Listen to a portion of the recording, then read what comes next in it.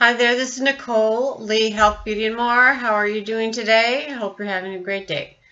And behind me, you'll see a lot of boxes, both sides. Getting ready to move out for a while, and when I come back, everything will be like brand new, like a different place, all renovated.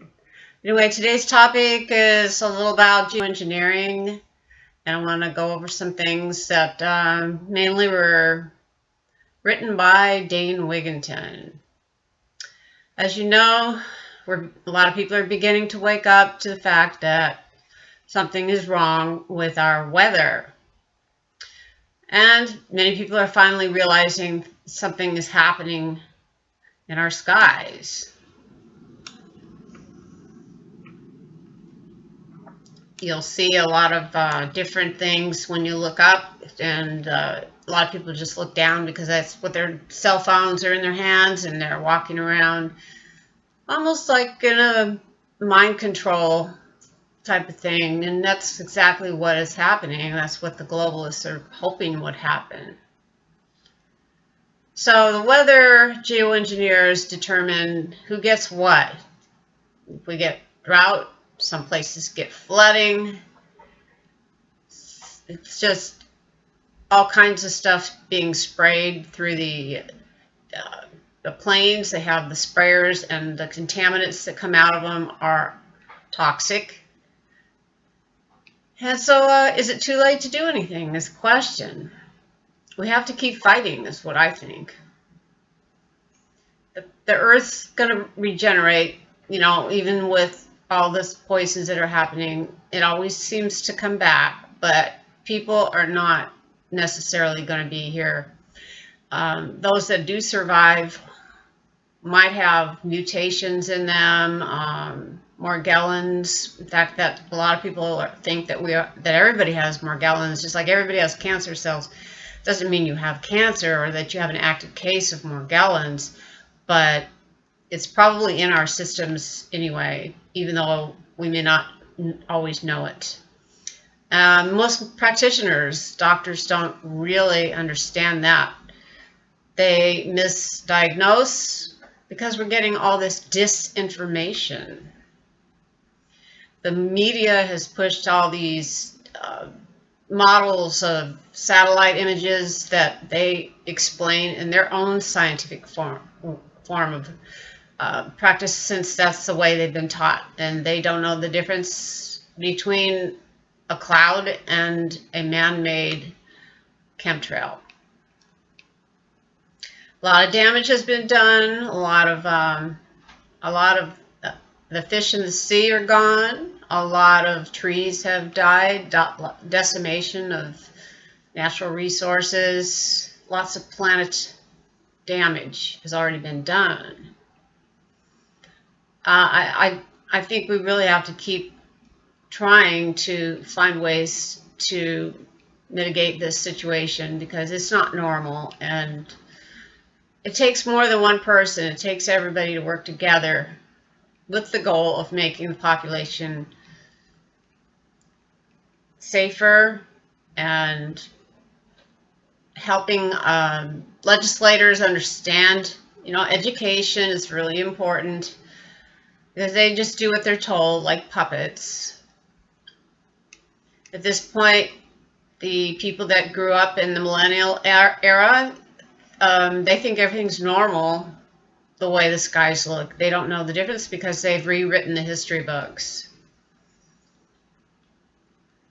California has undergone quite a huge drought, and we keep hearing that we're going to get an El Nino, El Nino, El Nino. Man keeps manipulating the weather. So El Nino in California hasn't shown the effects that the weathermen have predicted it would. So there is disinformation again.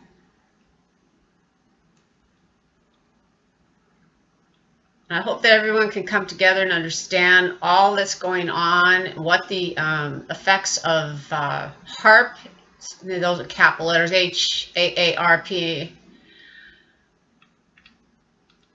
And I think there's a book written that's like Angels Don't Play This HAARP or something like that, that explains what HAARP does and how all these antennas from HAARP have, what effect they have on our skies, and the damage that can potentially hurt humans because of the electromagnetic fields that are involved. So I pray that there's an answer to all this.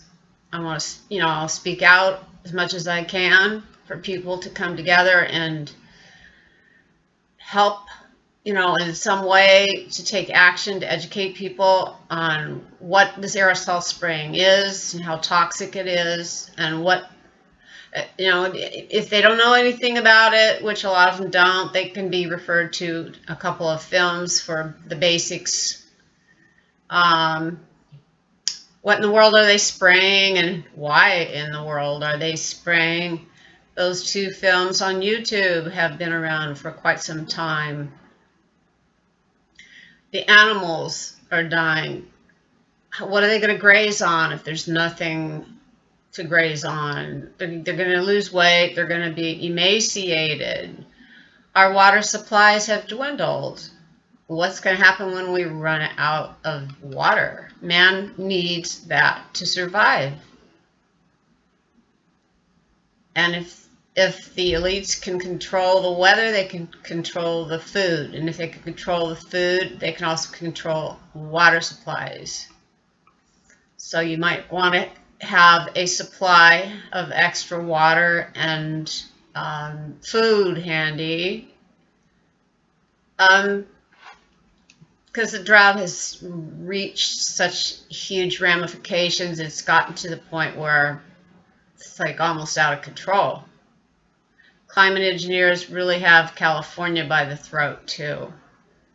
It doesn't look like they're going to do anything about it anytime soon. So the weather makers can drought California into a desert if they want, from the bottom to the top, or from the top to the bottom of California. We're well on our way to this at this point. Remember, the forests used to be green and lush 10 years ago? Not anymore. They're withering. In many places, they've already died. A lot of people have come down with many asthmatic problems and respiratory conditions. I blame a lot of my allergies on that. On the situation of geoengineering, because a lot of those toxic chemicals we're breathing like bugs are being sprayed.